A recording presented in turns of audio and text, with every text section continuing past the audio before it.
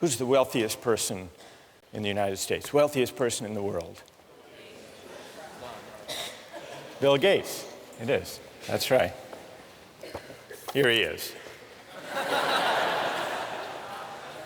You'd be happy too. Now, what's his net worth? Anybody have any idea? That's a big number. During the Clinton years, remember there was a controversy. Donors, big campaign contributors, were invited to stay overnight in the Lincoln bedroom at the White House. I think if you contributed $25,000 or above, someone figured out at the median contribution that got you invited to stay a night in the Lincoln bedroom, Bill Gates could afford to stay in the Lincoln bedroom every night for the next 66,000 years.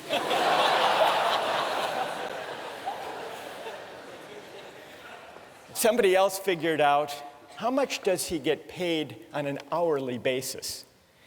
And so they figured out since he began Microsoft, suppose he worked, 14 hours per day, reasonable guess, and you calculate this net wealth, it turns out that his rate of pay is over $150, not per hour, not per minute, $150, more than $150 per second.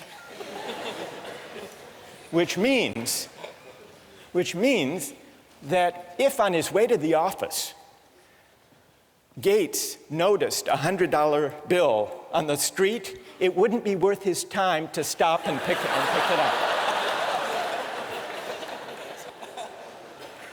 Now, most of you will say, someone that wealthy, surely we can tax them to meet the pressing needs of people who lack an education or lack enough to eat or lack decent housing. They need it more than he does. And if you were a utilitarian, what would you do? What tax policy would you have? You'd redistribute in a flash, wouldn't you? Because you would know, being a good utilitarian, that taking a small amount, he's scarcely going to notice it, but it will make a huge improvement in the lives and in the welfare of those at the bottom. But remember, the libertarian theory says we can't just add up and aggregate preferences and satisfactions that way.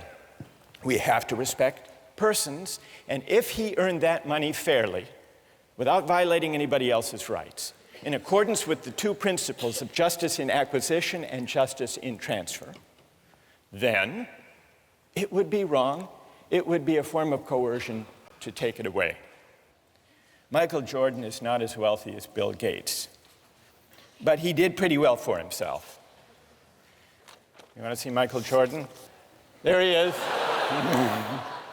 His income alone in 1 year was $31 million, and then he made another $47 million in endorsements for Nike and other companies.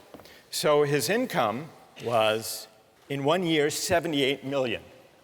To require him to pay, let's say, a third of his earnings to the government to support good causes like food and healthcare and housing and education for the poor, that's coercion.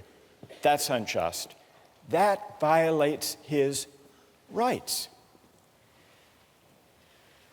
And that's why redistribution is wrong.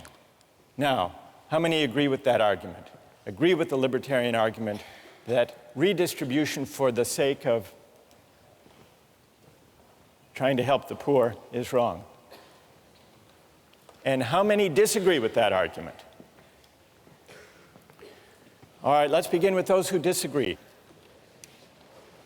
What's wrong with the libertarian case against redistribution? Yes.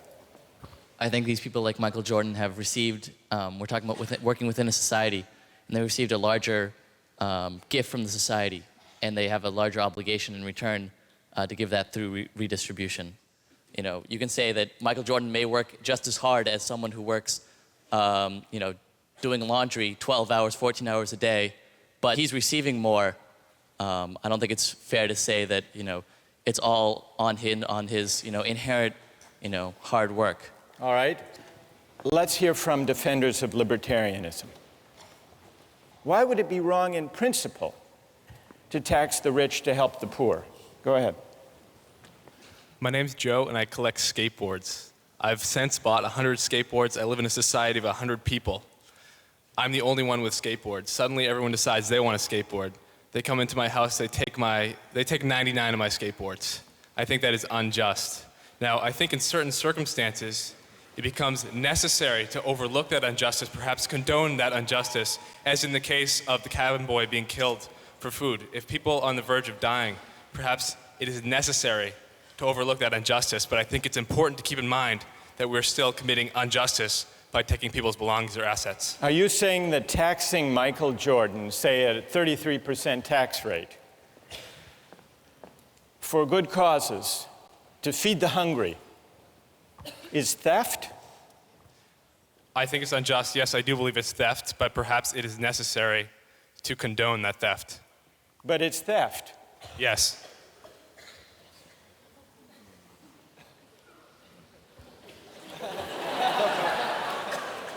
Why is it theft, Joe? Because Why is it like your collection of skateboards? it's theft because, at least in my opinion and by the libertarian opinion, he earned that money fairly, and it belongs to him. So to take it from him is by definition theft.